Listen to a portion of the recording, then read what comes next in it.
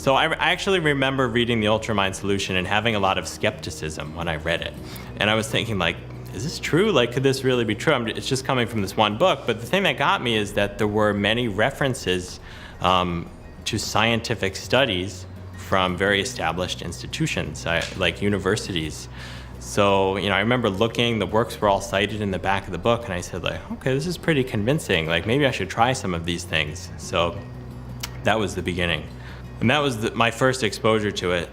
ADD, or attention deficit disorder, also called ADHD, attention deficit hyperactivity disorder, they're just different names for the same thing. And it affects probably 10% of the population. So most people who have it actually don't know that they have it. Short attention span, distractibility, restlessness, disorganization for things like time and space, so their rooms tend to be a mess, they tend to be late, and impulse control issues. ADD is, our research and many others, lower activity in the front part of the brain. The front part of the brain is the brain's brake. It stops you from saying every stupid thought you have.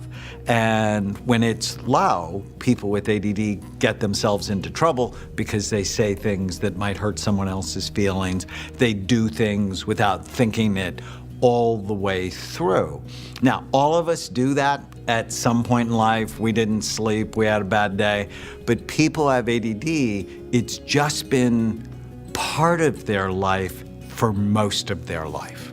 So people have ADD, I mean, really it's anybody that's struggling with their mind should seek help when their symptoms are really beginning to interfere with their life. They're interfering with reaching their potential at school, at work, in relationships, or with their health. And the thing I love about what we do here at Amen Clinics is we actually look at people's brains. And yes, you can change them. I mean, that's the coolest thing. But when you, for the right type, it's amazing. For the wrong type, it's a nightmare. The Ultramind solution lifestyle changes, the first things that I saw were changes in my exercise habits. And within about 3 years after that, or 4 years after that, I could say that I had completed 3 marathons. So in 2015, out of college, at the end of 2012, and of course, to even feel comfortable in my first professional environment, I was still dependent from not having amphetamines in my system. It was definitely a rough period of change. I remember it was about 3 weeks of me feeling like I had to be sneaky and get away with things at work. I had to hide the fact that I was not nearly as attentive on the Adderall. So it was like a 3-week just to feel comfortable and competent in a professional setting, at least. Kids who are growing up now with ADD or who take ADD medication to feel comfortable achieving their goals, I would say that you have to trust me. I was there, and there is a better way. If you think that Adderall is the only way you can think clearly right now, you're dead wrong, because once you adopt the right lifestyle changes, you will be miles and miles ahead of where you are right now. Since when did this become a normal consequence of being a child? Back in the day, it wasn't that long ago, we had maybe one troubled kid in the classroom. How do we go from that to 1 in 10 kids with ADHD today? The real question becomes what causes ADHD and why is it so prevalent? Are the causes? Well, it could be many things. Nutritional deficiencies, bacterial intestinal overgrowth, detox imbalances, leaky gut, or chronic inflammation. Colin suffered from behavioral issues at home as well as some learning difficulties at school.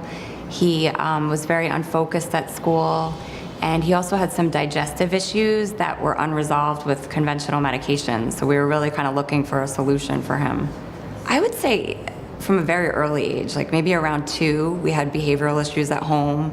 And then from there, once he entered school, is when we noticed the learning disabilities and the problem with the focus. And then around that time also, he had the stomach issues. We sought alternative options by around like 5.5. Towards the end of kindergarten, we went to see Dr. Bohem. I used to feel a little out of control, and I couldn't like I used to have like stomach problems, and I might like rage sometimes. But once I turned to my diet, I felt a lot better of myself. Colin's behavior was really unpredictable with the ADHD. Sometimes he would be okay, and then at other times he could have an explosive outburst that I would feel difficult to control, especially with my other children around. It was hard.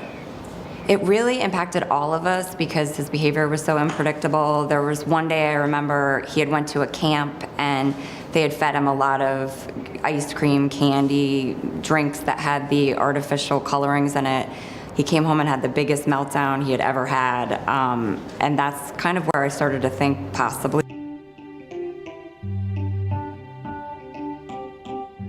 a big difference. Dr. Bohem was amazing. She spends so much time with you. She really looked at Colin as a whole person and did some testing that we had never thought to try. And then the diet was just so huge. We worked with a nutritional counselor up at Ultra Wellness, and she was really helpful with giving us advice on how to change our diets to something that was better for Colin. It was definitely a little bit hard to change the diet at first. It's a lot of undertaking, but we felt that it was necessary to really help Colin, and our whole family adopted the diet as well, so that kind of made it easier. And also I think given Colin's young age, that was helpful too, that he was more willing to adapt. So our old diet was, I would say, a typical standard American diet. It was what I considered healthy. It was, whole grains, and, we would eat things like whole wheat bread. But now our diet is gluten-free and organic, and our meat is pasture raised and grass-fed. And we also, we're almost 100% organic. We really cut back on the packaged foods that we used to eat. And if we do eat packaged goods, we really check the labels to make sure they're low in sugar. We certainly don't eat anything with high fructose corn syrup, things like that. Those were things that I didn't know back then that were not good for brain health. It's important for all of us, and especially for our children, to really be watching, keeping the junk food away. Junk food's also high in additives and food coloring. And there's been multiple studies to show that these food colorings and additives can have an impact on our children's attention and focus. And we can see good improvements in kids' attention and focus when we take them off of these processed foods and foods that have food